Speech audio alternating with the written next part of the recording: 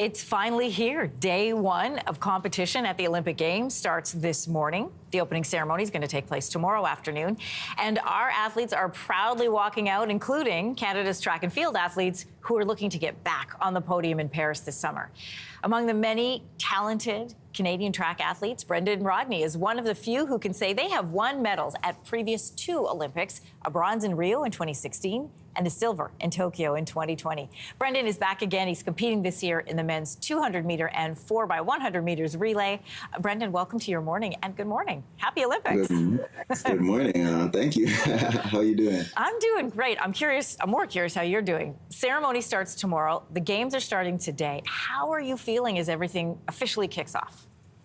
I mean, it's a great feeling. We don't usually go to the opening ceremonies because there's a lot of walking, but this year Andre DeGrasse is a flag bearer, so we're here supporting him and just having a lot of fun.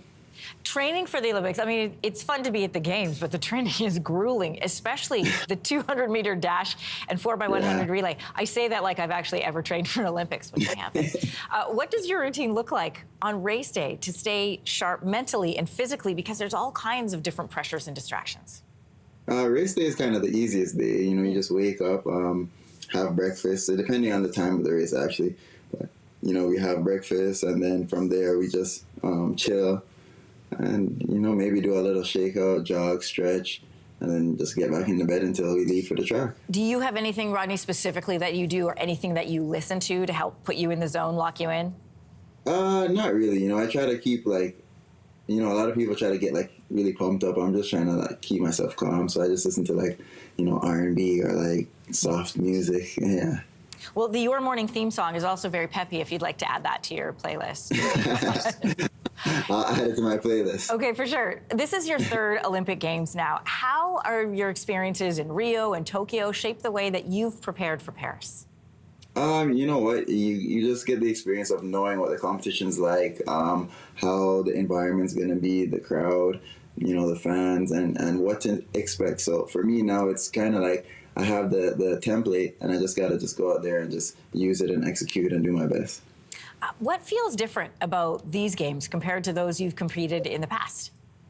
I think it's a lot closer to home. I mean, even though Rio's in the same hemisphere, or the same side of the world, it's still 8-hour, 9-hour flight from Toronto. So I think being in Paris with the connection of the French and Canada, I think it's almost like a homecoming. It's close to home. Family and friends will be there.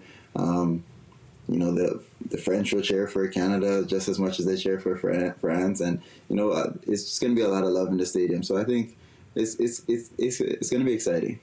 Yeah, I mean, I love your excitement because we're feeling it back here in Canada as well. This is your third Olympics. There are people who are part of this team that this is their very first time heading to a Games. Yeah. What kind of questions do they have for you, or what kind of advice do you have for them?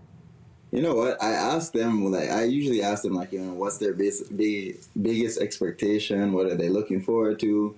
How they feel like, and then once they give me their feedback, I kind of just, put my advice and my 2 cents in as I can. So a lot of times they're just nervous about being in such a big stadium with so many people. And I just tell them it's any other day. Don't look into once you have the lights on, you don't see anybody anyway. So it's good to go. I love that. Can I just ask you about one thing? We just showed this great photograph of you and the team, and you're all standing on the track holding out your Canadian flags. What does that feel like? No, it's probably the greatest feeling, just to know that you represented your country, the people back home, your teammates, even the team itself. Everybody supporting you, and that you can raise the flag high and, just do your best for everybody. We're so proud of our track and field athletes. And Rodney, I appreciate you taking the time to talk to us this morning. Have a great Olympic Games. We'll be cheering you on. Thank you very much. Have a great one. Hey, thanks for watching. If you liked this, be sure to subscribe here, or you can check out more Your Morning videos right here.